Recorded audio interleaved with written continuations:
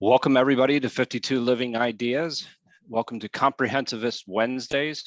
This is done between 52 Living Ideas and the Greater Philadelphia Thinking Society. It's a joint meetup. Today, I have the pleasure of introducing my good friend, Michael. And Michael's actually going to talk about thought fragmentation. So I'll hand it off to Michael from here. Thank you, Joe. Welcome, everybody. Very excited to be here with you tonight because it's a personal topic. I'll just break down the title word by word to talk about really how we got here. For me, thought and action fragmentation is something I've been talking about for about 2 or 3 years. And I knew in the back of my mind that there was probably some technical term for it. And I looked it up, and sure enough, there are people from the meditation world that will talk about fragmentation of thoughts. Then there's from psychiatry, all different ways there, but mine ain't that deep.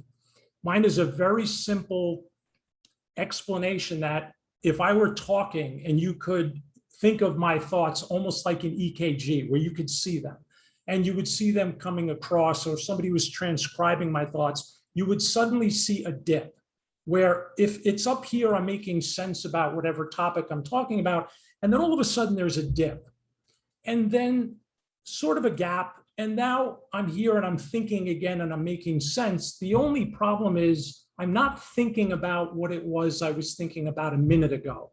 Somehow my thoughts got fragmented. They were split. Action fragmentation is no different. For me, action fragmentation is you have the simple act of making a cup of tea. I live in an apartment. My kitchen is small. There are 2 French doors that separate my kitchen from my dining area. If I go into the kitchen to make tea, in that dining area, there is a bass guitar, and there's usually a chessboard set up on the table. I cannot tell you how many times I've gone in, and if it wasn't for the whistle of the tea kettle, I would be sitting there playing chess, playing the bass while my house burns down. What happens? While that tea is boiling, what am I supposed to be doing? I really should be getting the cup, getting the tea bag, maybe stretch a little bit in between while I'm waiting for the tea to boil, but something happened to my action. For me, this started about 2 or 3 years ago. I started to notice my concentration and my ability to concentrate began to dip, and it was noticeable. It cost me performance as a chess player, and it cost me money as a trader. I'm a chess teacher. I know we have a lot of new folks today, so I teach chess for a living. I'm doing it over 30 years, and I play as well. And I've noticed the last 2 or 3 years, there was a real problem with me concentrating. And I had all the usual excuses in my back pocket. I'm getting older. I'm in my late 50s. Chess players, they say it's like very similar to tennis. You're in your 20s, you're starting to look at the other side already in chess. So I had all those excuses. I teach for a living, so it's harder to play. That's not the reason. It was the way I was losing chess games. Critical moments would come up in the game, and because I was a little bit indecisive, I would get into time pressure and I would lose games. In finance, prior to teaching chess in the 80s, I worked on the floor of the American Stock Exchange. And on the floor, being focused that's a given. That is a given. And we weren't really doing too much high-end math. The end of my career, I was actually on the floor as a broker, and I was able to dig up the last trade that I ever made. I won't show it because you won't be able to see it, but it's an option trade in fractions. That tells you how far back this goes. But we had to be incredibly focused on the floor. I can still hand signal. I have all that stuff built in me, but trading today from this seat on my computer, it's astonishing what I can do here with a click of a mouse. But I still make mistakes because of fragmentation in my thinking. On the street, I started to notice some things. I live on a pretty busy street. I would come to a traffic light, and the gas station that's on the corner from the other side of that light is just enough room for between, let's say, 8 and 10 cars. Just picture a line of cars. What I like to do is I walk down the street, I politely turn my head, and I glance inside the car. You could probably guess why. I don't have an official number, but I can tell you it's never zero. It's usually between 3 or 4 people on their phone. Another thing I like to do in the middle of that line is if I happen to be in the middle when the light turns red, I turn, and it's almost like looking at an orchestra for the number of heads that are going down to the phone. Now, I'm experiencing this myself. I have trouble recently finishing videos. This is Comprehensive as Wednesday. I have interests all over the place. For me personally, coming online sometimes without intent is incredibly dangerous. And I'm hoping that a lot of you can connect with what I'm saying here today and that you are experiencing something similar, because this phenomenon is very real. And as I started to share this with my friends and family, then colleagues, I had a great conversation with Joe. I'm starting to realize that a lot of other people are experiencing this. As someone who is a polymath in training, constantly trying to work on my interests, if I get on the computer without intent, without something specific to work on, I have my go-to clicks. I'll check MLB.com because I'm a baseball fan. I want to learn. I'm interested in flight. And I'll get on a YouTube video and I'll watch pilots talk about flights, V1, VR, V2, all these technical terms about flight. The next thing you know, I may have gone through 3 or 4 videos. I don't remember the first one. And by the time I get to the last one, my instinct is I want to pull away from it. What started to form in my mind is something I'm calling a loop. And this is technical. This you can look out, the feedback loop, the habit loop. And I'm hoping there are some professionals here today who might be able to expand on this more. But for me, that loop is something that is triggered by either a positive or negative occurrence. If it's positive, for example, if I'm playing chess online and I win a game, I get that little rush. I'm looking at the move that finished the game. I get this feeling inside like, wow, that was really cool. I want to play another game. Now, if my opponent doesn't rematch me, I can just click a button in half a second on chess.com. I'm playing somebody from anywhere all over the world. The negative part of that affects me even more. The loop for me is if something happens negatively while I'm online, instead of wanting to fix it, let's say I get an email that there's a problem I have to solve. What very often happens to me is I get this feeling that pushes me away from solving the problem, where I want to get myself involved in something mindless. Playing chess is a perfect example of that. So instead of addressing the problem in the email, I find myself saying, I'm going to take a quick time out. I'm going to play 15 minutes of chess. These are 3-minute games. The quality of the games are terrible, terrible. But I'm going to do this, and then I'll deal with the problem later. And then the loop kicks in for me. The negative reaction is what causes me to play. If I lose a game, that is something negative. It wants me to rematch. And then I get the realization that I just spent 10, 15 minutes, an hour, 2 hours or more playing chess online. That brings my emotion down. And what happens? The loop just continues. Now I'm going to put this in real life for you. Last week, Wednesday, Charlie was doing Ian McGilchrist, I think it was the meetup on last Wednesday. That's correct. It started at 9 p.m. I live on the East Coast in New York. 9 p.m. it's supposed to start. I fall asleep on the couch at 8 p.m. And I think that's the reason I'm divorced. My wife would scream at me because I would fall asleep in front of the TV. She'd say to me, get up and go to bed. And I go, why? She goes, because you're sleeping. You'll be more calm. And she couldn't understand. It was almost like a rite of passage. I grew up on TV. I was born in '62. I've had a steady diet of the Little Rascals, the Munsters. I could name movie quotes. When The Godfather came out in '73, I'm Sicilian, like the Corleone family. When The Godfather came out and my mother realized you could watch it on cable, she would call us and remind us that it was on cable. And I've seen the movie 50 times. So I'm in this loop of watching TV. I fall asleep on the couch. I wake up a half hour later to the beep on my phone. Hurricane, flash flood warning. I have to move my car because behind my building floods, and I had moved it the week before. So what happened to me? I said, okay, I have to move my car. Let me check the score of the Met game first. The Mets got rained out. They were playing the Marlins. The second I realized I wasn't going to be able to watch the game, you know what happened to me? The same exact feeling I get when I lose a chess game online. This is no big deal. This is a Met game, but I can't control that feeling.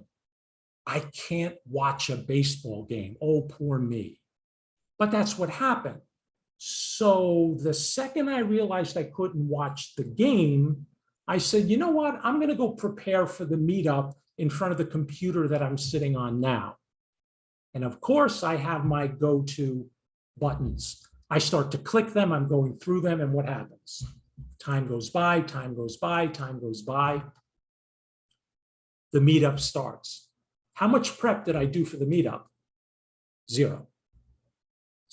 Because I was randomly surfing the net. Just happened. Randomly surfing the net.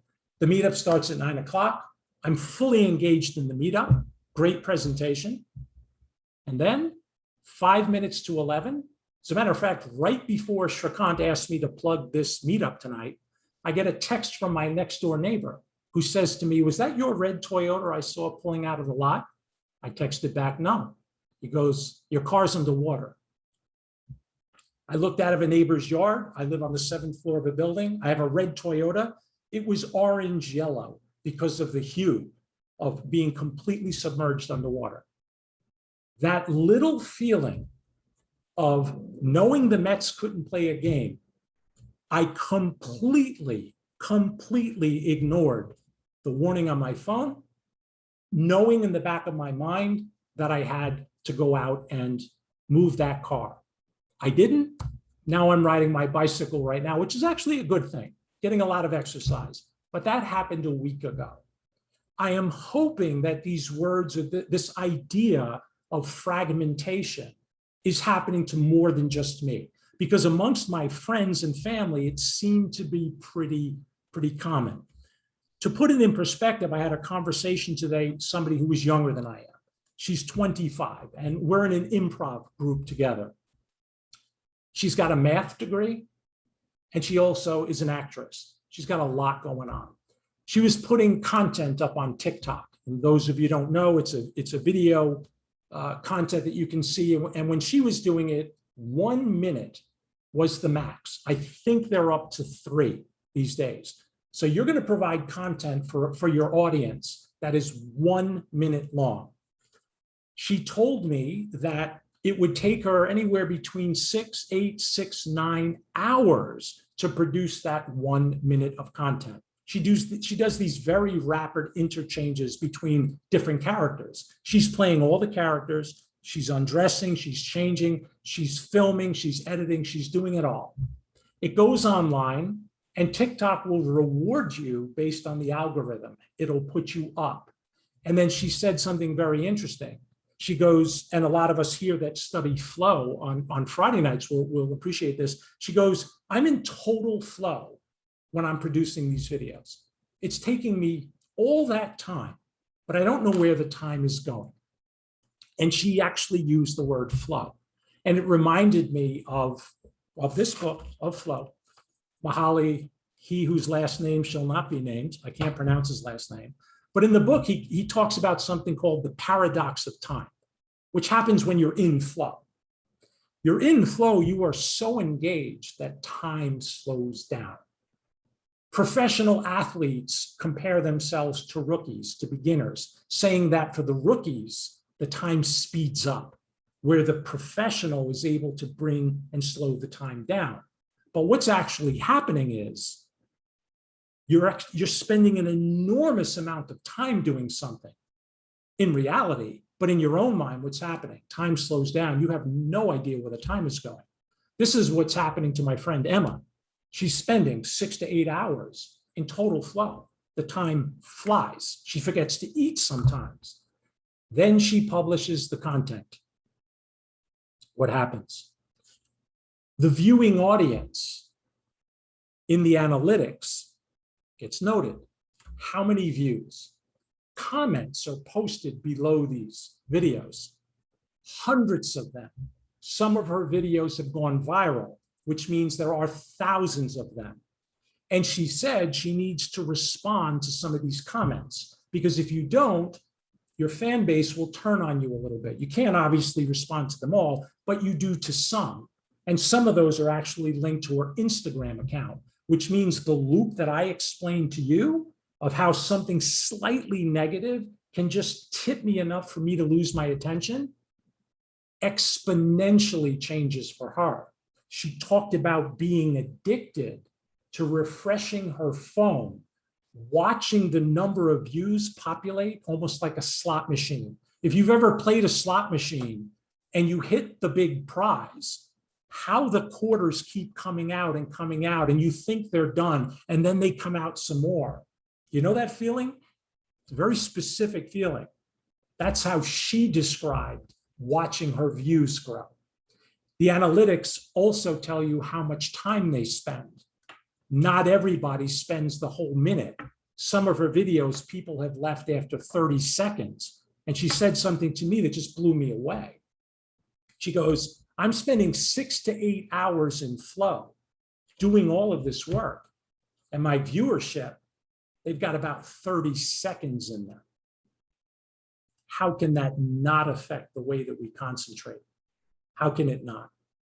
As a chess player, in the past, it was not uncommon for me to travel 4 or 5 times a year to play tournaments where I was playing slow chess, where each game could last maximum of 6 hours. They usually lasted between 4 and 6.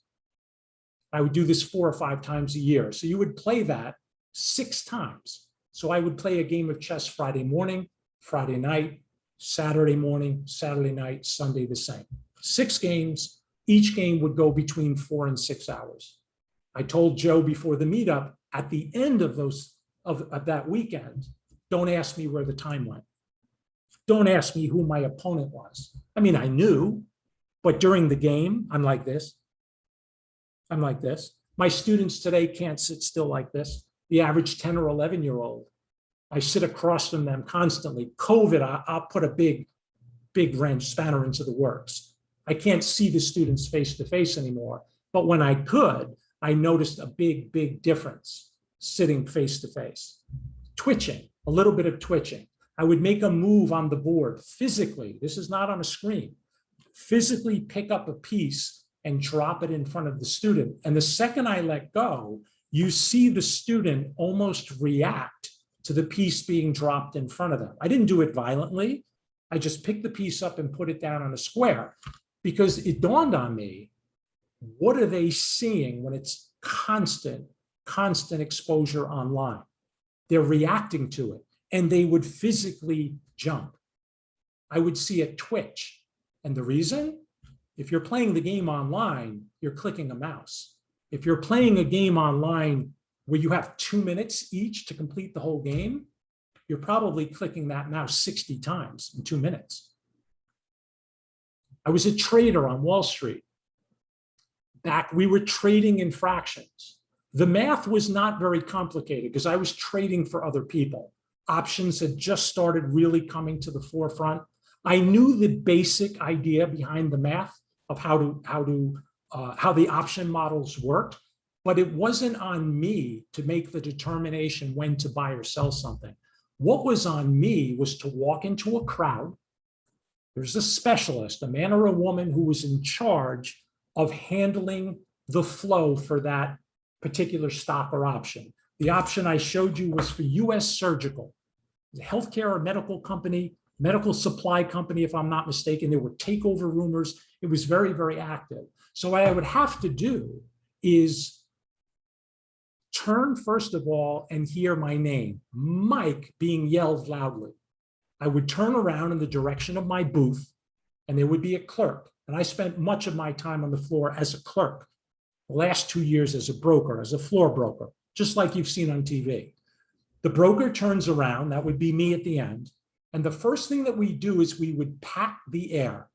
And the reason we would pat the air is to make sure that we now have each other. So if I'm trading with Joe, I'm looking at Joe's picture, and all I see is a little square here. Right now I'm looking at Merrill on the right-hand side, who's next to Dave. I see Cheryl in the middle, and then the rest of you here. So I'm calling the names of the faces that I see. But let's say Joe is my clerk. Once we establish that pat, now I have him, he has me. The hand signals start. Buy, 5,000, 52, living ideas, 42 and a half, you're not held. I take the order, I run into a crowd, I shout out, what's the market in 52 living ideas? They give me a market. If I'm a buyer and there's an offer and I want to take that offer, I'm not going to take that price right away. I'm going to gamble a little bit. I'm going to pull back the bid. I don't want to take that offer. I'm going to take a chance that I'll make a lower bid that that seller will sell to me, taking the risk that another buyer might come behind me and take that offer. And then I'm screwed. So I have to, the math I'm doing is, it's not complicated. It's mostly arithmetic, but it's being done in real time under a lot of pressure. So what was my concentration like back then? It was incredible, incredible. It's nowhere today, it's nowhere close. And it's not the age, it's not because it was 30 years ago. It's because what I'm talking about tonight, this whole idea of action and thought fragmentation.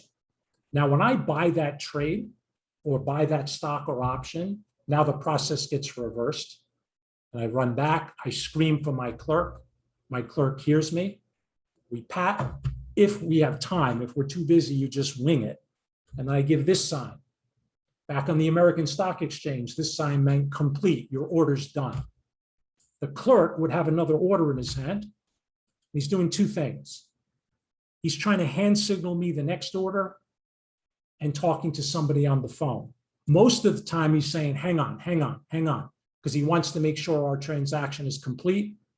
Then he takes the new order, hand signals me or some other broker. Today, it's all done with a click of a mouse.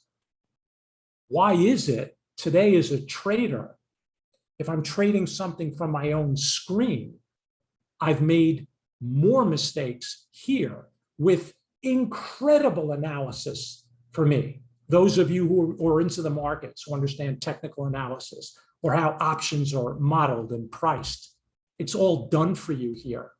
All you have to do is look at the screen. If you want to do a study and go back and back test something, you just click a button. You just click the button, sit back and watch. You know what happens to me? Every now and then, if I want to back test something, guess what happens to my attention? I trade on Thinkorswim, TD Ameritrade. Tons of content available for me to trade. And then sometimes I'll look on the trading platforms for fun. Go to YouTube and look at the streamers, especially the ones who are trading the meme stocks like AMC and GameStop. You've probably all heard in the news how the prices of these stocks explode because of the demand from the retail investors. Go watch it, and you'll see somebody just like me in a screen, just like this. You will see a chat box going by at 500 miles an hour. You will see that person respond to somebody who's donating to the chat, and they are talking to you about content that is going so fast. This is content that I had some mastery in, and I'm staring at the screen going, I have no idea what's going on. Similarly in chess, you can watch chess streamers playing games at 100 miles an hour. The grandmasters that do it play really, really well, and it's actually entertaining, but I don't understand it. And that's my field of expertise. I don't understand it. So wrapping up the first part, I hope I've made the impression of what it is that I'm going through. I want my concentration back. I have some ideas of how to get it back, some things that I've been doing. I want to hear from you a little bit later after the breakout rooms about a similar experience, what's happening with your concentration. Is it fragmented? Why? Have you made mistakes that have cost you money? Or if not money, worse. The consequences can be pretty influential in our lives. But here's the deal though, for me, I'm very, very positive about technology. We have no choice. It's not going away, at least in my life. And tomorrow when I wake up, it's going to be dressed up a little bit more than it was for me today. That's just my take. So I want to make friends with it. But I have some work to do. I really, really struggle with the idea that under my feet, the ground is not as stable as it was. Back when I was trading on the floor, it was chaotic. Yet I understood where I was and I kind of had a feeling of where to go next. If you've ever been on the floor of an exchange, you can literally feel a market move. You hear people, oh, that person is a market mover, a real market changer. If you're in a crowd of traders and something happens, news comes out, the Challenger shuttle, the news hits the tape, you hear a rumble. I made a mistake on the floor once. It wasn't my mistake, but I'm ultimately responsible. We got the symbols wrong between Pacific Gas and PGE, which was, I think, Pegasus Gold. That's not important. What was important is that the stock was trading both here and in Canada. So there was an arbitrage. There was a way to trade in dollars versus trading in Canadian dollars.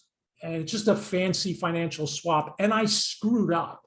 And I checked with the clerk that I'm talking about going, this is a mistake because the markets didn't match up. Yet the people from the order room said, it's not a mistake, put the trade on. Now I go in to put the trade on, the specialist thinks I have some inside information. I don't have any inside information. I'm about to make the biggest financial mistake I've ever made in my career down there. Again, it wasn't my mistake. I knew it was an error, but on the floor, it's all on me. And I ended up just basically handing people here in the States something that they were able to sell in Canada almost instantly. And then as soon as people caught on, it dried up and it was gone. But it cost the firm a lot of money. Why? Somebody's attention got lapsed. Very cool, but I'm very positive. If it weren't for technology, I wouldn't see your lovely faces. If it weren't for technology, we would not be here together. In the exercise that I recommended, I hope a couple of you had the chance to try it, to take 20 or 25 minutes of your time and think about either a question that I put in the intro or one of your own.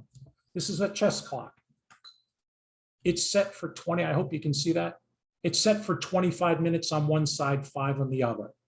When I sit down to work at home, not my professional work, when I'm working, for example, prepping for this meetup, I would click the 25 and I would do my absolute best to concentrate only on the task. When I hear the beep, I click the 5-minute side, I get up, I stretch, I do anything but what it is I was just doing. It helped. It really, really helped.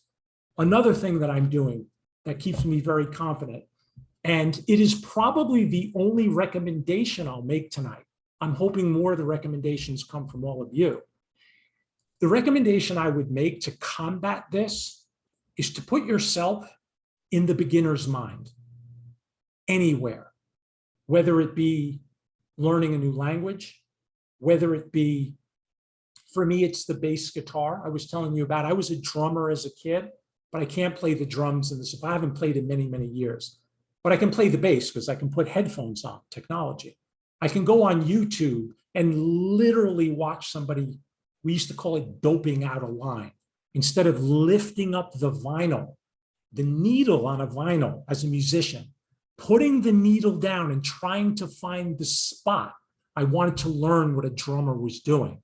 There's no video. What could I do? Pick up the needle, put it down, concentrate, try to copy what I was hearing. Today on YouTube, if I'm a drummer, a trumpet player, trumpet and sax is a little bit different because the fingers are very close. But drumming and bass guitar, you put that thing on slow motion and you can watch them do exactly what it is that you want to do. Something I like to do with music, love music. Pick a song. I did Michael Jackson's Human Nature recently, where if you go on there, take any song. I first did it with Neil Young's Old Man. Those two songs were one of the first. Pick it up and then just put cover. So Neil Young, Old Man, cover. And you will see populated an enormous amount of musicians playing that song in every different genre you can imagine. What a great use of time and technology. And I'll finish with this. How about 52 living ideas? For me, this particular meetup, and as I'm getting to know some of you personally, what a terrific way to take this head on. Because I'm very positive that when I'm done with this little journey, that I'm going to be back on track and I'm going to keep the technology at bay. But I can't do it alone. So what do you say we try to make some headway here? Joe, before I continue, do you have any initial comments? No, I mean, I think it's a fantastic presentation. Is anybody in the audience maybe that had actually done the exercise, maybe want to share their experience before? Would you like to do that beforehand, or would you like to wait till after? Now would actually be perfect. If you were able to take 20 or 25 minutes of your time, if anybody had a chance to do that and wouldn't mind sharing what it was like. Because I did it and I could do mine, but I'd much rather hear from somebody else. Madeline. Hi, can you hear me all right? We can, thank you. Okay, good. Let's see. Working with the technology here, trying to bring up my Word document. So what I had thought, I had a few thoughts. I thought I'll just sit down, I'll write a few sentences. I won't really be doing it, but at least I'll have something. And I looked up and yeah, about 20, 25, 30 minutes had gone by. Something that occurred to me while Mike was speaking was that we have something going on called the default mode network. That's the new scientific name for it. It's also called daydreaming. And people fall into it many, many, many times a day. And so and it's a natural thing to be doing. Also that in the world according to Carl Jung, the unconscious is always at work. So in other words, basically we're always dreaming. And our conscious minds are kind of riding on top of that while we're awake. So what I find is that when I want to just zone out for a few minutes, since I don't have a TV, I will just sort of scroll through the news feeds, and it takes up an appalling amount of time. So what I looked at were, I thought about non-digital ways to, and I can't see the screen because I'm looking at a document. So Joe, if I go on for too long, just say something. I thought about non-digital ways to address integrating intention and action. One is to train your mind on long-form narratives, the Odyssey, Shakespeare, read it or watch it, Ursula Le Guin, Octavia Butler, Iain M. Banks. Pick a work that incorporates everything: grief, dreams, imagery, hope, journeys, conflict, love, war, anything. Pick something big and try to stick with it and keep returning to it. So that's one thing, which is the long form narrative. Another is mind-body integration work, like Tai Chi or Qigong or Hatha Yoga. And Mike talked a lot about the haptic aspects of continuity, which I thought was very important. For me, a lot of it has been learning over the course of my life to keep reminding myself of long-term goals. When I was in my 20s, I had a friend who used to say to me, stick with the plan, because I would go off on tangents so much. One thing that's helped me a lot with that has been to intentionally call to mind times when I followed through and it worked out, and enjoying those memories and trying to sort of imprint them in a way by thinking, okay, right, the last time I paid every bill as it came in instead of letting them pile up and doing it all at once, I didn't have the aggravation of doing them all at once. I think that the digital world does meet a need, which is to recouple word and image. So one way to deal with that is to look at art forms that integrate text and image. That could be medieval narratives, could be Persian, could be a book by William Blake that includes the engravings. And we also have the graphic novel form now. There's some very deep and serious work that goes on in some of those. I think I will, oh yeah, here's another one. Try to get some context for what's going on. You could read history or historical novels to help place today's news events in perspective, or pick a news story and look into it. Who are these people? Where did they come from? What were the previous news stories? Why does it have such a long life or a one-time appearance in the news? What's getting left out or included as it goes on, so that you're actually assembling a narrative. And also, I like to read about evolutionary biology and human evolution, and just remember that we came from someplace. Like, how are our behaviors like those of the great apes? How are we similar to other hominids like Neanderthals and Denisovans? And which of our behaviors today, in our personal lives and in our collective political and social lives, are in those traditions? And then I guess the last thing is when I feel sort of assailed by these brief installments of these conflicting narratives, I try to look at them in that longer context. And I also ask myself, who is writing this or posting this? What is their aim? Is it just to upset me? Because it could be that. Are they trying to sell me something? Like goods or services, like consulting services? And try to think of what their perspective is.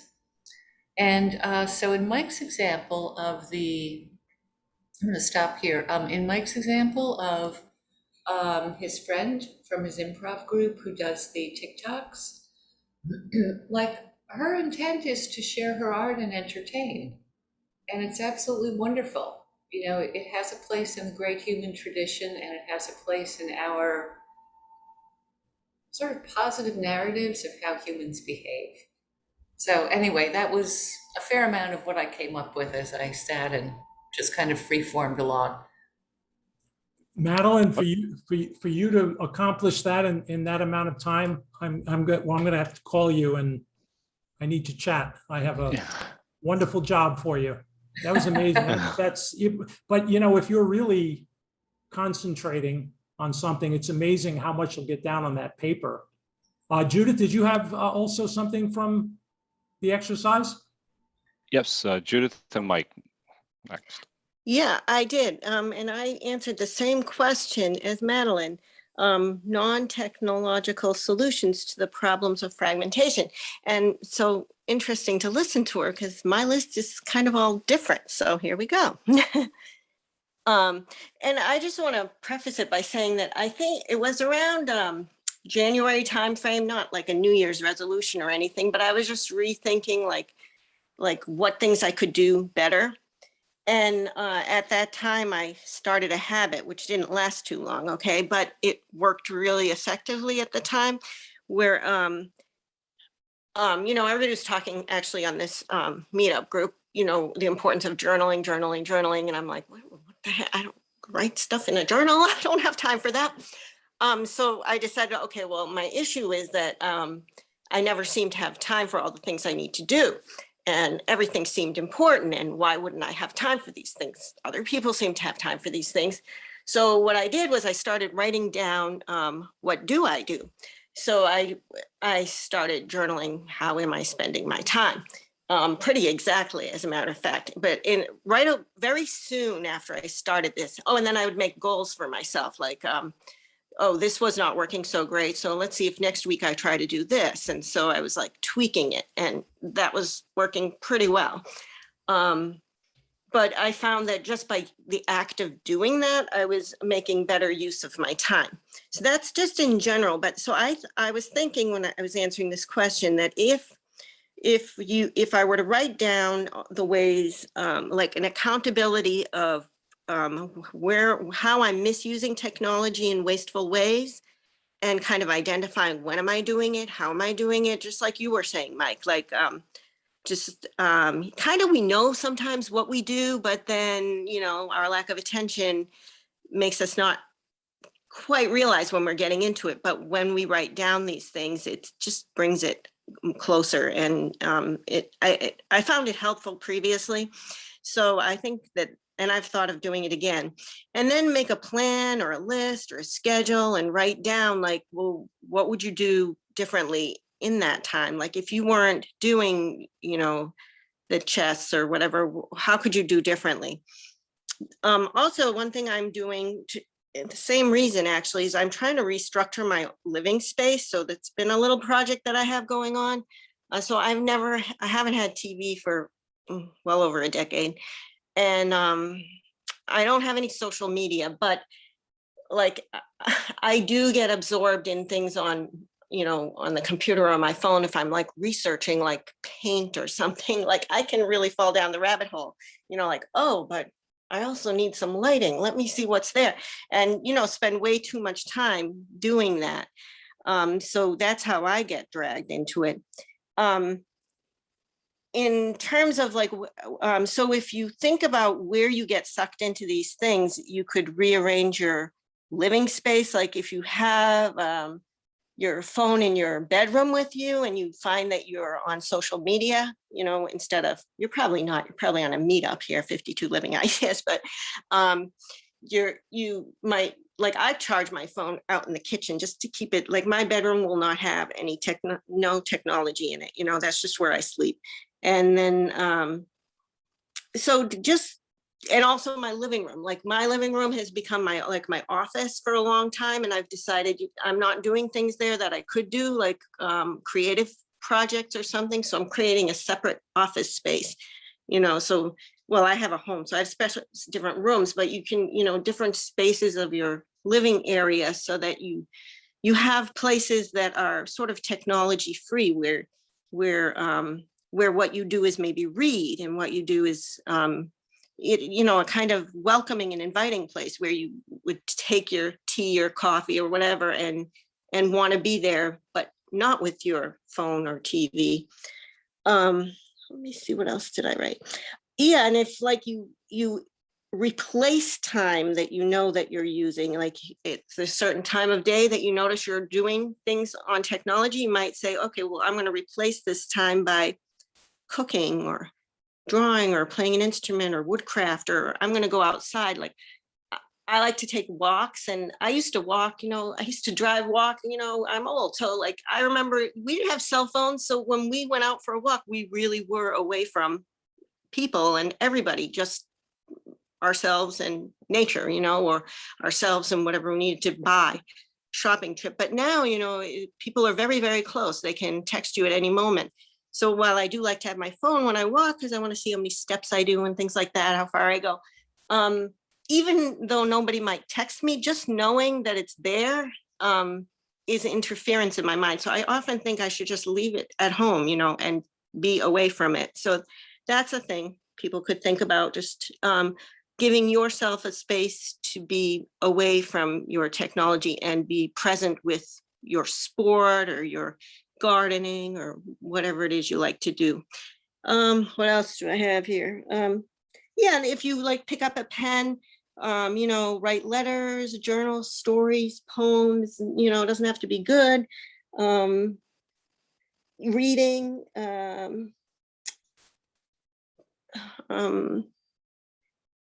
I even have bath on here. Well, I like baths. All right, I think I covered everything. Yeah.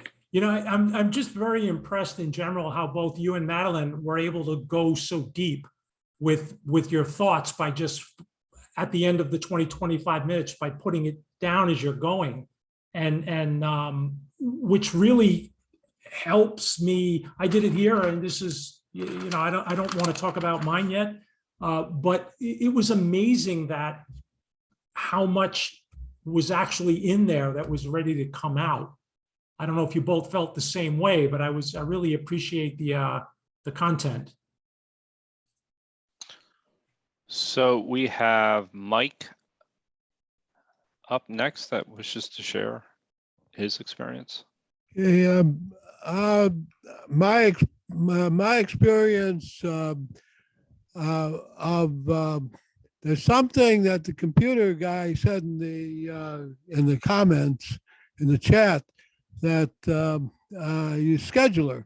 Now this two things that occur. One, the chess clock equivalent or gives you a gate, two time markers that you can, shall we say, embrace boredom and focus for 25 minutes, or for, in my case, 12 minutes has been the magic number. And that, what happens if you don't do that, going back to computer language, there's a context switch that occurs, and there's residual cleanup after every context switch, even if you're doing just looking at the telephone. Now, you break up you got this spool of wire that you're trying to read, which is the infinite Turing tape, and if you cut it up into small enough fragments, and they're not useful. None of it's useful. So being able to stare at it and brace and focus on it for 12 minutes is an incredible amount you can do. Now, I also do a certain amount of trading too. Iron condors and strangles. I look at level 2 and chat rooms, and you got to pick 4 numbers to embrace what you're trying to do, and the physical realization. Then I place limit orders, and then I spend another few minutes to decide whether I ought to pull those orders off the table before they kill me. And I have never been on the floor like you have, but you work up a sweat just embracing boredom and looking at your pot of gold growing, or your life eking away. Mike, can I ask you? I'm sorry, Mike. Can I just ask you a question? Being that you trade, it sounds like with some sophistication, have you made any mistakes because of a lack of concentration, or like even more specific, an impulse trade? I know that Jeff has talked a lot here about like the distance between the stimulus and the response, because I know as a trader myself that sometimes something will hit me and then I realize that I've clicked the mouse and completed a trade, or I forgot about something. Has it ever happened to you? Every trade is a mistake. I've always left money on the table. Always leave money on the table. Yeah. So, and then now that that option, they don't charge you commissions on options, so to speak. It's not so bad. You can put the limit orders in on hundreds of trades, and if you figure out what market to play in. So the the time element of the time pressure, I use the term context switching and embracing boredom. I can do that pain for 12 minutes, not much longer. And then I will context switch and say, oh, what a relief it is. So, and how to practice that? I don't know. Practice is I did piano and violin as in my misspent youth, and practice so you get that in a embraced in the neurons that fire together get wired together, so it works. Now there's something that talks about in context switching that there's a film on YouTube, I can't think of where it is, where you need to count the number of baseball interchanges that the white uniform, that the white t-shirt people are doing, and there's white t-shirt people passing the ball across each other, and the black t-shirt people passing the ball between each other. And look at it and count the number of ball changes that occurred. Now you look at that and then they ask you a question at the end. How many context switching were there? How many people passed the ball? And then they ask the question, did you see the gorilla that walked in front of the camera? And most people say, no, I didn't see that gorilla. Well, let me play the tape over again and this time look for the gorilla. So when you're trying to watch trades going by and trying to do your imaginary exponential smoothing to set the limits, sometimes you don't notice something you should have noticed. So that's what I did for out of your 25-minute exercise. Thank you very much, Mike. Laura, you may have got me by mistake. Did you want to add something, Laura? You're muted. Well, I have a really different experience. I have like zero ability to concentrate seriously, and I have to remember. I'm in the school of you have to remember to remember, so that's a whole different place. And I can put notes up on the door and it says take these items, and I walk right past that note on the door. I mean, I can never walk out of the house remembering everything, even though I have the list in my head. I always forget one item. I can't focus. I mean, my mind is in 100 million places. And a lot of times I find myself just sitting and my brain is somewhere thinking about some stuff, which I have no understanding why I'm thinking about it. And I can sit and pass a half hour sitting on the edge of my bed, or even an hour, when I should be going to sleep. And, it'd be nice to go to bed sometimes before 2:30 and 3 o'clock in the morning, and I don't know where, it's like in some la land, I mean, where it goes, and it just, and sometimes I don't know how to bring it back, I can't remember a word on a page. If you ask me what I just read on that page, I cannot tell you.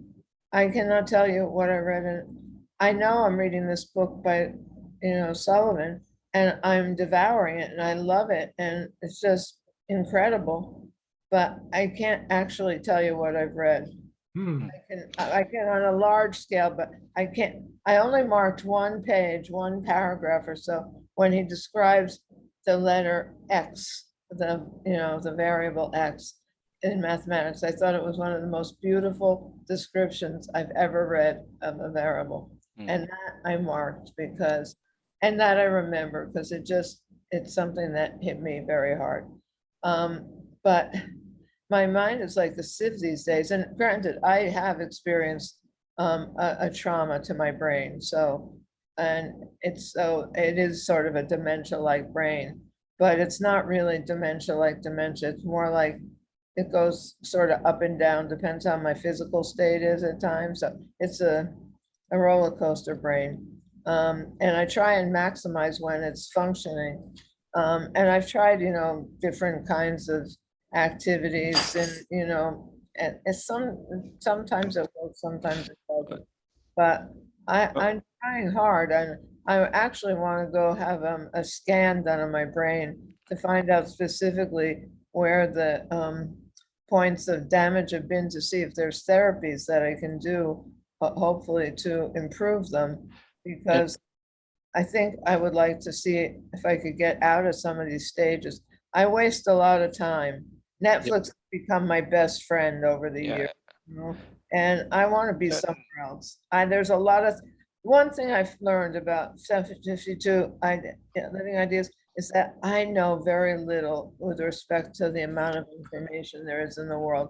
I've read a lot of Kant, I've read all of that. I don't remember anything. I don't remember anything. I can't. But well, we're going to try it. We'll talk about some of these things in the breakout room. We're going to talk about some of our personal experiences in the breakout room. So, in New York, Mike, where do you live in New York? Well, we'll come back to that. Why don't we, Mike's going to give us a list of questions, and we're going to go to our breakout rooms and come back and we'll share our takeaways. I also have some comments that I have about short-term and long-term goals, and how important they are in this process. Specifically, what are we being pulled away from? We've talked about some of the short-term goals that we're being pulled away from, but even the habits that we're developing in this process that are pulling us away from our long-term goals is something that is really important as well to consider. So that's something. But Mike, you have 3 questions for us? I do. Joe, just really quickly, I want to just share with the my 25 minute, because I did it myself.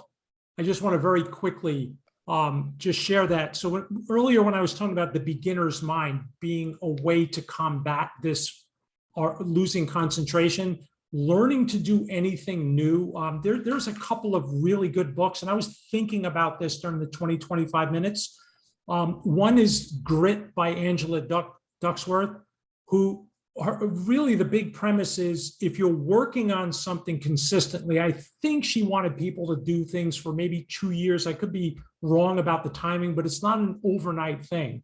Work at something that you're not good at yet, so that it's just over or out of your reach, not too difficult, and you don't want it as easy as clicking a mouse and watching a YouTube.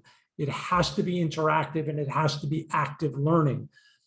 If you can do that, for example, playing a musical instrument, something like that, it goes a long, long way, because what happens is you can't break concentration. You get used to doing something that's difficult. And in time, if you have enough of that in your life where you're constantly every day on a daily basis, just stretching out a little bit more, before you know it, you sort of build a little reserve of resilience. And she talks that word a great deal in the book. So that was something I thought about in there. And there was another book called The Talent Code by Daniel Coyle.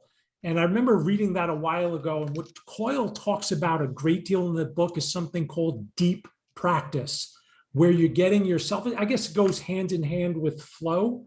But if you're getting yourself to the point where you're studying something or you're working on something beyond the elementary level and just beyond your reach consistently, it can be really helpful. And I thought about that during those 25 minutes, and it seemed to, a lot of it seemed to come back. So Joe, yeah, the questions are very, very simple. We'll go into the breakout rooms, and Joe, you'll give the parameters of the room, but they're very simple questions. Do you have difficulty concentrating? Very simple question. Do you? If you're willing to share it with the people in your group, why? Why do you think it is? Has it changed in your own lives? Like I gave you examples in mind of how over the years, through the same discipline, my concentration is broken. And then what are we going to do about it? So similar to what you responded with here, but in a tighter format. Very simple. You having trouble concentrating? Why? What are we going to do about it? Okay, I'm gonna put those in the chat. And then I'll send everybody the breakout rooms. Now we're going to do breakout rooms for a little bit longer than we normally do. And what happens is, make sure this gets to everybody.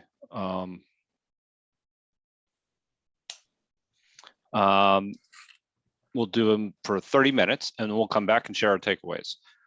So starting the breakout rooms now.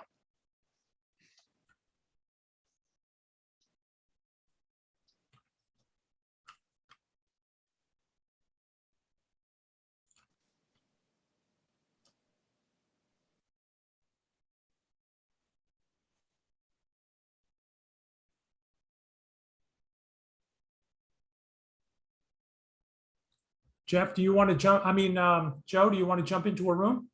Yeah, I was thinking about that. I just want to make sure everybody gets into a room here before.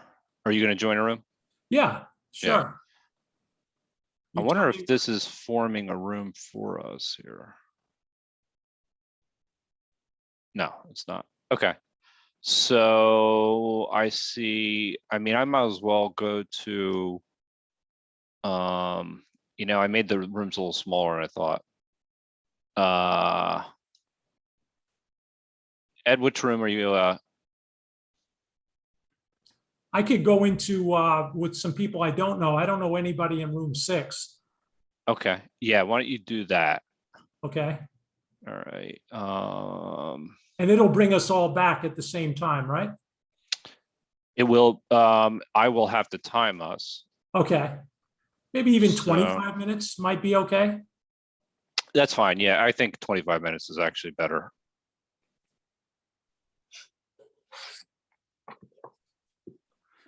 I think everybody's back. Okay. Welcome, everybody. Now we'll do some takeaways, but before we do some takeaways, I'd actually like to announce a upcoming meetup that we're just starting and launching this week. It is actually called Deep Conversations, Connecting Favorite Ideas from Past Meetups at 52 Living Ideas. And we did an experiment on Monday with this, and it really went well.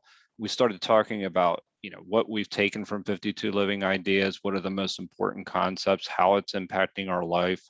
And we're going to be doing this on a weekly basis on Friday evenings. And I will put a link to it in the chat in a moment.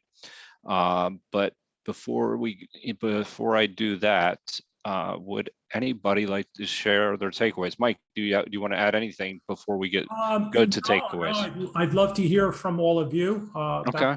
My breakout room was terrific, so I'm sure our participants will say something or I'll add something later. But yeah, we'd just be curious about your general thoughts about tonight and how we interacted. So go ahead and type exclamation point if you would like to share your takeaways from the breakout room.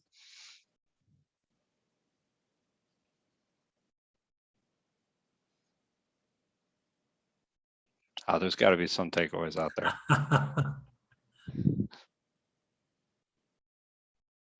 Or in general, even something before or after the breakout room, just your general thoughts. Be great. Okay, we'll start with Judith, and then Jyoti.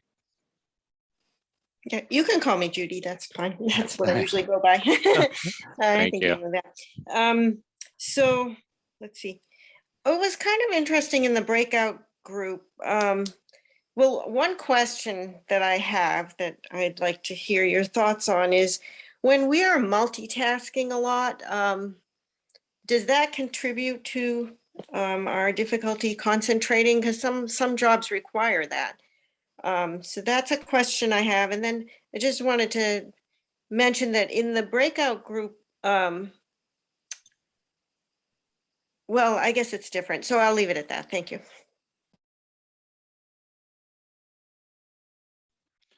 Mike, do you have any comments of like maybe your experience on the floor? You sounded like you were obviously multitasking with on being on the phone. And that there is this distinction between multitasking and how it pulls you away versus like, and I can just assume that multitasking is not pulling you away from the goal that you're actually trying to achieve. Right. It's all part of the same common objective. Yeah. Whereas, if something is distracting you, it's pulling you away from your goal. I mean, would you agree with that?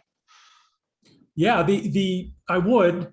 The issue on the floor, I'm not so sure that we were multitasking as much as we were compressing really complex things and then doing them one after another. There was a point where, like, for example, reading a hand signal became rote. So I'm not sure that I could explain how that worked. I'd be looking at somebody hand signaling something and the information is just in my head, while at the same time, I realized that I had just taken a previous order. I'm not really sure that I'm multitasking there. But what happened was we were doing an incredible number of things one after the other very quickly. I think it was more a question of compression than multitasking. But currently in this world today, I am not very good at it. Not very good at it. Yeah, and it should be noted, I think that there are very few people that actually truly multitask, that they're able to switch between tasks very quickly. So that there is that distinction. I know that they've done studies that there is a very small percentage of individuals that can actually do multitasking. Yeah, so I didn't want to interrupt. Please, go ahead. Just didn't want to lose the spot. Yeah, because when my understanding of multitasking is that it's not really multitasking. You only focus at one thing at a time. So, but it's like moving between things very quickly, Right. Which is in a way distracting. It's like all things that have to be done, but it's not any one thing that you're really growing and building on. It's like switching very rapidly to different tasks. And I don't know, that's a very modern thing, it seems, that sometimes is required in certain situations. And I wonder if it would contribute to, having attention, difficulty with attention, concentrating at other times, because the brain is snapping around so much. Yeah. Judith, if I could add one thing, I don't know the musicians that are here tonight, but again, mentioning that I was a drummer as a kid, I remember being in the back of a band playing the drums and maybe the bass player leaning over and saying something to me, or somebody will turn around, whether somebody wants to either we're going to shift and we're going to play a different song, or like having a conversation while not missing a beat. I'm not trying to, no pun intended, but I don't know if any other musicians here would like to follow up on that. But is that a sense of multitasking, keeping a beat or consistently playing the piano? How about people who play the piano and sing at the same time? Or Bob Dylan playing the guitar and playing the harmonica? I don't know if that qualifies or not. I see this where is, and this is where goals I think come in. Like, what's the objective that you're trying to achieve? If you're trying to do that, if you're trying to play an instrument and sing at the same time, I wouldn't think that falls under the fragmentation, because it's part of a greater whole. Yeah. So I mean, that is a cohesive thought, so to speak. I mean, I don't know. I'm no expert, obviously, in this area. So, but even the piano players that, the split of the left hand and the right hand. Oh yeah. How that eventually works with the brain. That's another topic that always fascinated me. Drummers with four limbs, but the piano is so complex. It's fascinating. So we have Jody, Kirby, then Jane. Oh, okay. So there was a lot of attention given to me because I tend to underestimate my accomplishments and my attentive skills and what have you. Now, what I came up with was when I worked, my concentration was very good. My attention was very good. And then I started to think, now that I am retired and, I still make my day very structured, considering it's the COVID time, but it's not as good as it used to be. And like Mike, you said, it's not the age, even though I'm of a certain age, but it's not due to aging. So I came up with two things. One thing was why my attention was so good. There were people who were dependent on me at work. I was handling team members. I was organizing for them. I had to be on task all the time. And when I came home, I had to get dinner ready. I had to make sure that I have gone to the gym. So I was all day long, I was very attentive, and that was never a question. Now that I am on my own and I, lost my husband too, I'm not answerable to anybody. I'm pretty much on my own. So I don't it's almost like I have given myself permission to wander, my mind wanders. But what I'm doing about it is I'm prioritizing. Like I was telling my group that in the morning, after my meditations, I start my morning with a breakfast and I'd open up New York Times and Wall Street. But what I do is I prioritize what articles I want to read and what I can just let rest. I don't want to go there at all because I have limited time and I have to do other things related to my business or answering the phone calls and emails and what have you. But these few articles I have to read, and I have categorized them in the health, nutrition, economics, economy, inequality, and like I have all those things on my mind. So that has helped me a little bit because I know that I only have, let's say, 2 hours to play around with this newspaper, articles and what have you. So I have to now spend those 2 hours according to my interest level, not because of whatever is in the paper. So that has helped me a lot. Then I have a little time where I fool around with what I'm going to read and what I have to go back to. And sometimes I don't go back to what I had left undone. And those things are still there. I have to work on.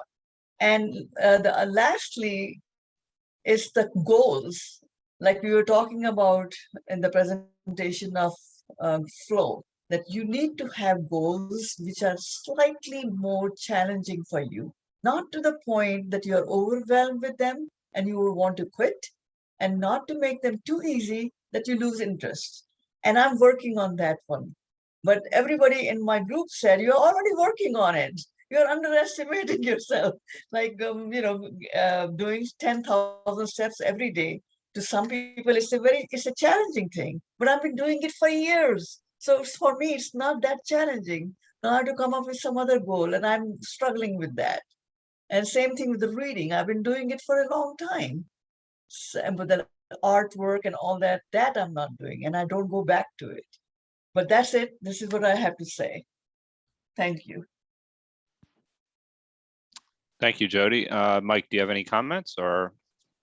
No, she said a lot. I want to just connect one thing she said about, and I think Madeline put it in the what a caregiver does or what a mom does in general. So yeah, I think that's so underestimated. Are they multitasking, having a kid in one arm and picking up a phone and doing other things? But Jyoti, I'm assuming that you live alone now at this point, because I do too. And there's a big difference when I don't have kids. I'm divorced, but I was divorced without having kids, and living alone, I have a ton of free time. And because I don't have the responsibility of somebody that I'm caring for, it tends to widen the opportunity to waste time. Where if I had a kid that I was caring for, or I was caring for my mom for a while, but my mom had passed away, the more your life becomes focused around your own life, then I think the bigger the chance that you can kind of get lost in these loops that we're talking about. I do have a pet. I have a dog. Ah, Take care of him. They won't let me have them in the building. And So I have two kids. I have to get a therapy dog. Then there's a couple in the building. Yeah, and I have two adult children. Yeah. And who, they boss over me, but they always tell me, Mom, do what you want to do. This is your time. There you So go. they have given me the freedom too, and I don't know what to do with that freedom. That's great. I wouldn't want to subject the dog to the voices in my head, so I'll let that one go. Thank you, Jyoti. Sure. So we have Kirby next, followed by Jang, followed by Ed. Yeah, I'll be fairly brief. We were lucky to have Mike in our group, and it was just the three of us. And my background in the computer world is such that when I teach, like at the high school level, which I do occasionally, I want kids who are, like you were just all talking about, multitasking. Even in computers, it doesn't have to be, quote, really multitasking. It's just one thing after another with complete attention given to each thing. I just wanted to say, like in programming, there is the style of interrupting, and like programs can be designed like operating systems around the principle of just interrupt whatever's going on, just jump in. And I think of certain meetup styles where we're encouraged to just interrupt and jump in, and other meetup styles, which I would call gracefully surrendering, which is something else that you can do in programming too. You can write a process that if it's not super duper busy, it just says, I don't need to do this right now. Anyway, back to you. Thank you, Kirby. Next we have Jang. Yeah, I think I enjoy this discussion. I think the topic is quite important. I think everybody have the challenge nowadays. Basically, we have to multitasking. Like there's just too much things in life we have to deal with. I found it's quite interesting. Maybe it's just like we discussed at polymath, specialist versus polymath. What I observe is like in my neighborhood, there are a lot of full-time stay-home mom. And I found it's more efficient actually for a family to run, because if you just focus on educating your kids, cooking, doing all these things, it's more efficient. But because I like my job and I don't want to be a full-time mom, but I tend to hang out with other friends who actually has a job. And I found all those mom, they're all struggling. You try, it seems you didn't do a good job in either of the roles. And at the same time, I found people are happier, than you're just doing one thing.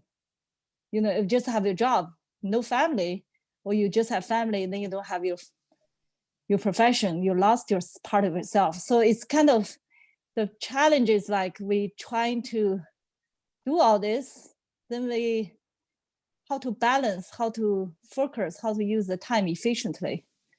I think that's what I try to find the solution myself. I found the group learning is the best way to do. I'm actually trying to find a formal group for exercise, because I just found, I used to do yoga in the morning with a group. Then now I have to send my kids at the time when I'm doing my yoga and the online class no longer. So I have to find another group to have my exercise. They just like they're constantly change, constant challenge to create this balance to fulfill different part of your life. So I really envy Jyoti. If I have time, I will go surfing, snorkeling, horse riding, all the things I want to do, or film school, all the things I want to do. I don't have time yet. So I guess that's what I want to share. Thank you. And next we have Ed.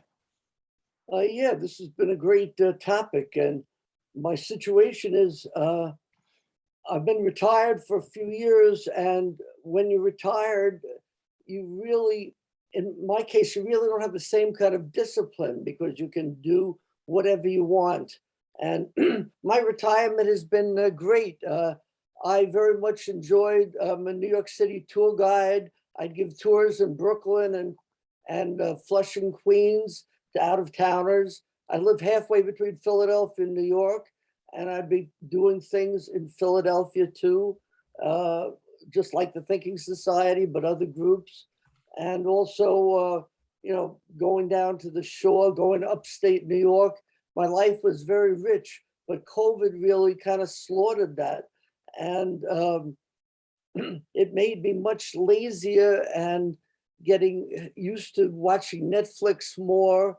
And my discipline, went down, quite a bit.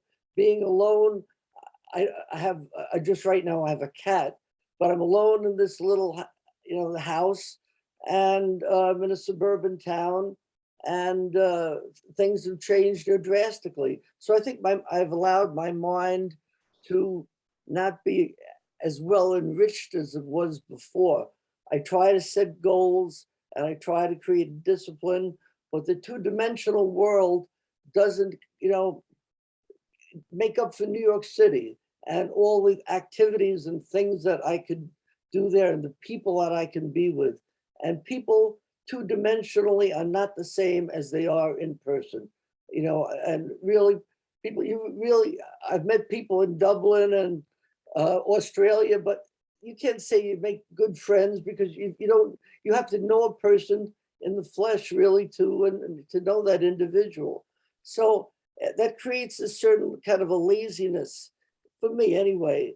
I'm trying to, relearn German and maybe learn some French, but the structure is gone and it has to be sort of enforced. And creating the discipline and enforcing a schedule when there doesn't have to be a schedule is always a challenge. So that's my little, takeaway there. That was, go ahead, Joe. No, I think that's an interesting point. I mean, how COVID has actually changed the way we focus. And I think that's, for somebody that's in Ed's position where he's a retired individual, Ed, do you find yourself being more distracted than you were than when you were actually out and about? I mean, that's the interesting part, that you have this time. A lot of people that I know, depending on personalities, have relished this time in order that they've been able to read, they've been able to stop and calm down and not necessarily get caught up in the pace of everyday life. But on the flip side, it can also, if you're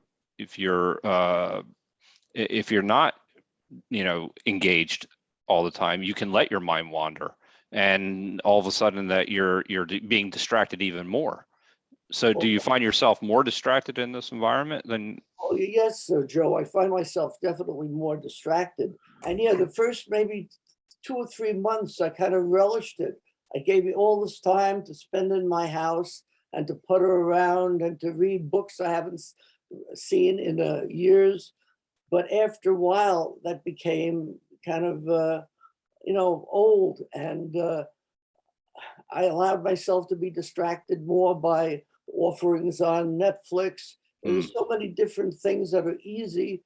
And I would go to, instead of being challenged, I would allow my mind to, have this mental candy of Netflix and all that other stuff. Some of it is good, but a lot of it really is just plain mind candy.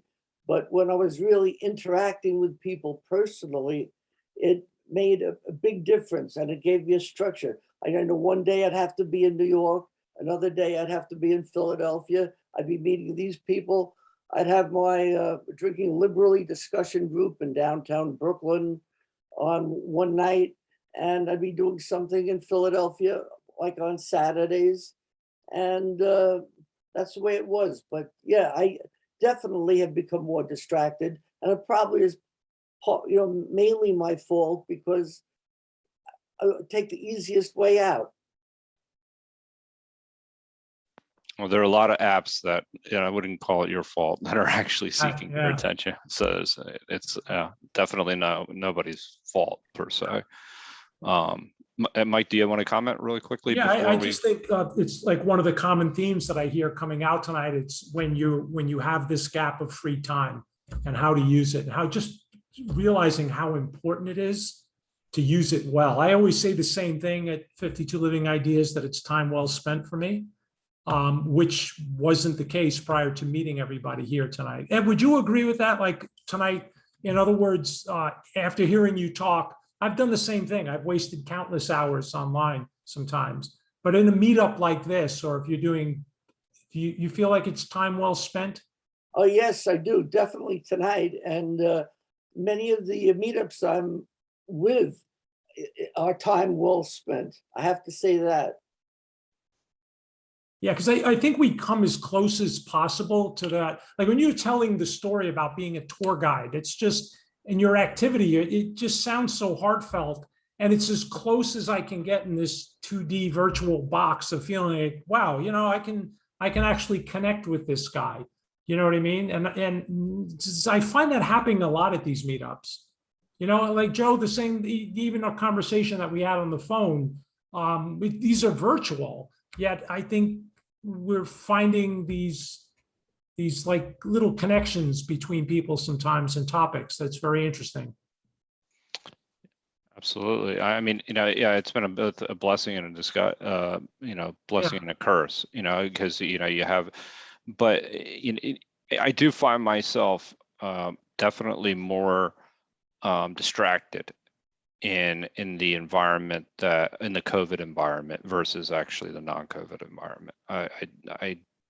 You know, I found, you know, just I've had to use different tactics in order to ensure that I'm focused on my goals and, you know, kind of accomplishing my goals on a daily basis. So it's a great point, Ed. So then I think, is it Laura? I don't think is actually still here. If she is, no, she's not. Karina.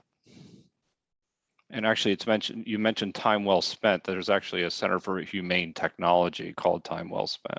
That's actually started by Tristan Harris, who worked for, I believe, Facebook at one point. And it's all about attention fragmentation. So I just wanted to mention that something that we talked about in our breakout group was the role of emotions and how they can sometimes be distracting in and of themselves. You know, at least for me, I find myself sometimes distracted by emotions I get sort of wrapped up in or overwhelmed by, and that there's sort of also an interesting thing where, well, at some point, it's important to to focus on the emotions. So I don't know if you would say that that's necessarily makes the emotion the goal, but make, you know, it becomes the necessary task, you know, maybe, and I think maybe, you know, could align with your intentions, to use sort of a different verbiage. I don't know. Anyways, we talked about emotions and how they can be both distracting and, you know, worthy of attention, I guess. Yeah, Joe, I was going to say, yeah, Karina, I don't know if you at the beginning, I talked about a friend who was putting content up on TikTok, and something I forgot to mention to the group that I really should have is it's directly to your point of how powerful emotions are when they're attached to our ability to concentrate. She said she would go through a list of 10 TikTok videos back when they were a minute long. So that's 10 minutes of time. And then she just said, well, the first one made me laugh. The second one made me laugh. The third one made me angry. The fourth one made me cry. The fifth one made me laugh. And she just went down this list and she goes, this is every single time I interact with TikTok. She goes, our lives are not supposed to be so emotionally swayed because it's virtual. You know, if somebody cuts you off in your car in the real world, your heart rate goes up, you might get angry. If you see a baby at a checkout counter and the baby laughs or smiles and that kind of lights you up, that's two examples where your emotions elevate. So Karina, I don't know if that's like connecting to the point that you were making, but I completely forgot to bring that up before. But hearing her describe that, how the emotions just, you know, in a matter of 10 minutes gets just pulled left and right. that's not quite how we're built, you know? Yeah, I'm sorry. Yeah, go ahead, please. Thank you for thank you for mentioning that. Yeah, and I think that is part like that is like for me, that's a really important part of maintaining my focus is being able to be mindful of and my emotions and be able to manage them. And I think like it's yeah, I think also it's maybe easy to go in the sort of opposite direction of I don't know, never feeling, I guess. Yeah. Mhm. And then kind of craving that TikTok stimulus, I guess. So interesting. I mean, I had I was fortunate enough to be in that same breakout room, and the idea of emotions is really critical when we're talking about how our thoughts are distracted, because essentially you have apps and that are really meant to appeal to your emotional state, and whether to encourage you to purchase something that you would not otherwise purchase, or even just engage in it. So there's this constant attack on your attention that actually draws you away from what your goals are. So your emotions, understanding your emotions, understanding yourself, and being able to keep yourself in check is critical. That's where habits really, I find, to be probably one of the best safeguards against fragmentation, because if you have a habit, then you're always on guard, but you're also aware of yourself. One of the studies that had been mentioned was the Microsoft study that had taken the average attention span of the American from 12 to 8 seconds. So they know exactly how long they need, to get your attention, and how to distract you from what you need to and get you away from what your objective is. And they're appealing to your emotions in those 8 seconds. So that this is a being aware of your emotional state, I think, is actually, it's being self-aware.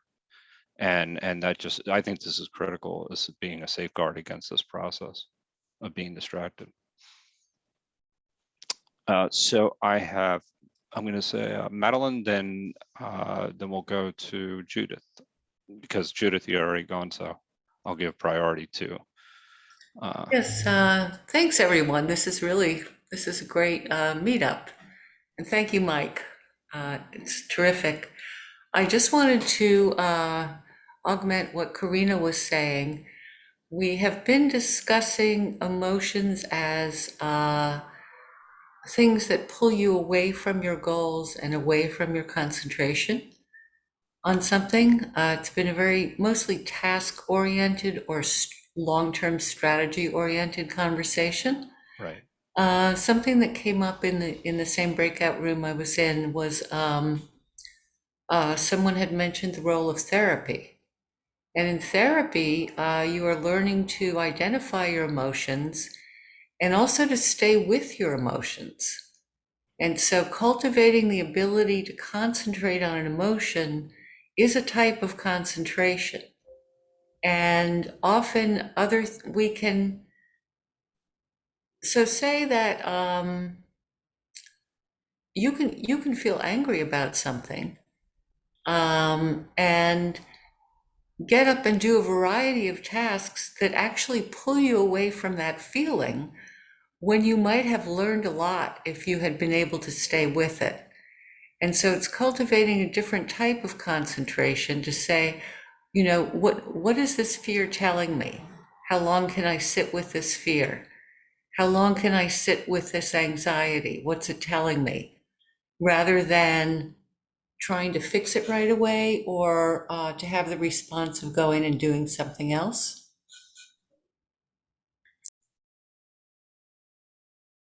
Yeah, Madeline, that really hits home for me, because in the cases I was mentioning before, when sometimes something happens where I need to address it, I have to fight the instinct or the desire to move away from it rather than sit with it, exactly what you just said. And if I happen to be online and I'm hit with that negative event, or I have a negative emotion, I tend to find myself in one of those loops of distraction. It's just pure avoidance in my case.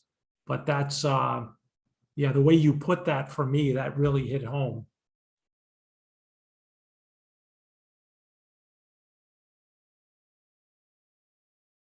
Joe, you're on mute. Yeah, sorry about that. Judith, you had a comment to make. Yeah, actually, just what Madeline and Mike were just talking about, because I was remembering Mike's description of like those subtle emotions. I remember mentioning in the breakout group too that I understand what he's saying. I can't come up with an exact example, but sometimes those emotions are very subtle. They're not strong. They're just a little bit, this is uncomfortable. And then you do something. It's like an addiction, and it's an avoidance, and then the the fix is like an addiction. Oh, well, let me just, watch this Netflix show and then not think about that. You're not really deliberately, it happens almost unconsciously. So you have to really be very aware of it.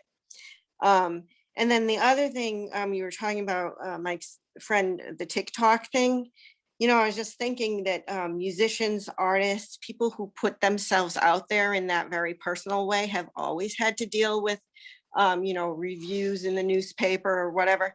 They really have not had to deal with, and it's always been stressful, I mean, you can see all the situations for artists when they, get slammed for every time they do something not what is expected, or, they put their heart into an album and then it's not, accepted nicely, or maybe by the public it is, but then some reviewer will say something horrible. But TikTok, that's another level. I mean, there you're getting that feedback immediately. So it's really horrible, actually. It has to be the people who participate in that as, that produce for that, they have to find ways to protect themselves from that. They have to find strategies because it's just so powerful. And then I wanted to mention about what came up earlier from Ed about the two-dimensional space. He had also mentioned, how difficult it is when he goes and meets people. And there is something very different, and something that we need to have, human interaction in a physical space. On the other hand, though, I just wanted to mention that the thing about a meetup group like this, where we encounter each other and we don't have the physical context or the context of anything other than what we choose to share. So then we can get right to the ideas at hand. And I find that which you don't get in public, if you're out in public, it takes many, many steps before you break down all the barriers, before you can have a conversation like this. So that's one of the pros of this two-dimensional meetup environment, but it doesn't serve every purpose. I get it. So like, when we were talking about retirement quite a bit, or the idea that it is difficult when you don't have a responsibility as a parent anymore, or in your job anymore, where you feel like you have a purpose, that you might complain about and might not always be enjoyable, but you have a purpose that you can identify, that I'm doing this because. And then when you have the time on your own hands, for a while it might feel good, but it becomes really difficult to make just goals for yourself and satisfy those goals for yourself.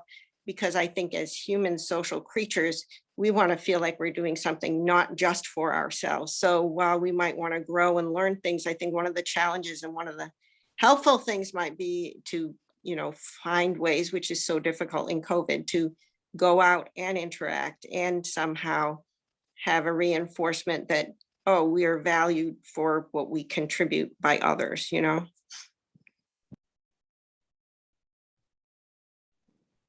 Thank you, Judith. Yeah, thank you. That was excellent. Very good. Mike, do you have any closing comments? I don't see any other. Yeah, first of all, thank you. I wish, we'll get a chance to thank Shrikant as always, just for the format, to all of you, to 52 Living Ideas. It's been such a great way to spend time. And it has been the real impetus for me personally to take this head on. What I'd love to do in the future, maybe a month, maybe 2 months from now, is revisit the topic and just see if any of us made some headway. I felt like I did tonight. I learned a lot of tips. I felt that there was some commonality that I wasn't the only one that was experiencing this, and I am going to make an attempt at getting back what I once had in terms of my ability to stay focused and steadfast. So thank you all for that. I had a great time. Yeah, and I want to thank you, Mike. I mean, I thought that this was a fantastic meetup. It's an important topic. It's one that I've had to deal with personally. I've had focus issues prior to this meetup, prior to COVID. So this is something that I've always had to deal with. I relish in it in some ways. It gives me a creative mind that it's always, looking at different things and allows me to put connections together that I wouldn't otherwise be able to put together. But at the same time, it becomes a point of diminishing returns. So this is really an important topic for me personally. And I think it's a great topic for everyone. I put actually a link to a book called Irresistible. And it's a really good book, and it talks about how technology companies are vying for your information, for your attention, and what to do in order to guard against that. So it's a very, very good book when it comes to this particular topic. And I want to thank you again, Mike. And again, tomorrow night we have. Let me just do a quick announcement. So some upcoming meetups we have tomorrow: Jordan Peterson's Bible series, The Great Sacrifice, Abraham and Isaac. And then, as I'd mentioned previously, the Deep Conversations, connecting favorite ideas from past meetups to 52 Living Ideas Salon. I think that makes for a really rich, deep and rich topic discussion. And then on Saturdays, we're back at Louis Sullivan's Autobiography of an Idea. And